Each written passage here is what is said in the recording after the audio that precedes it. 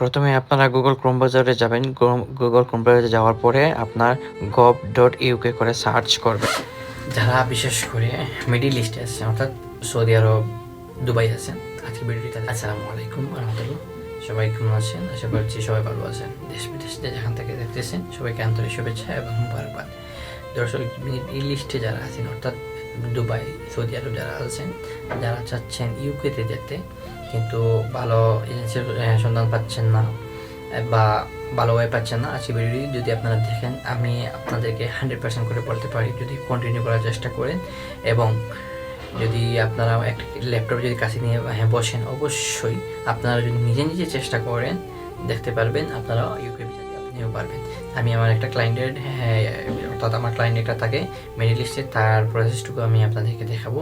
আমি তার প্রসেসটা করেছি, সেই হিসাবে আমি আপনাদেরকে আমরা কীভাবে প্রসেস করি আমাদের ক্লায়েন্টের।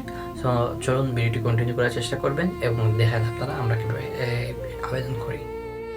আমি যখন আমার ক্লায়েন্টের স্টুডেন্ট হোক, ওয়ার্ক পারমিটের জন্য হোক, যখন আমি আবেদন করি তখন আমি আপনাদেরকে একটু করে দেখানোর চেষ্টা করি কীভাবে আমরা অ্যাপ্লাই করি। দেন আপনারাও অ্যাপ্লাই করতে পারবেন যদি এগুলা সুন্দর করে যদি আপনারা ডকুমেন্টগুলো গুছাইতে পারেন, গুছাই যদি আপলোড করতে পারেন বা সাবমিট করতে পারেন। দেখেন আমি আমার দুবাই বিশেষ করে একটা ক্লায়েন্ট আছে, তো ওর জন্য আমি অ্যাপ্লাই করছিলাম, তো সেই হিসাবে আমি আপনাদেরকে দেখানোর চেষ্টা করতেছি। এই দেখেন আমি কীভাবে ঢুকছে সার্ভারে, সম্পূর্ণ লেখা আছে আমার, এগুলো দেখলে আপনারা বুঝতে পারেন। gov.uk দিয়ে আপনারা যদি গুগলে সার্চ করেন, দেন আপনার এই কপি যেটা আসবে, ওয়েবসাইটটা আসবে, এই ওয়েবসাইটে আসার পরে আপনারা এই দেখেন ক্লিক করার পরে আপনারা এগুলা শো করতেছে।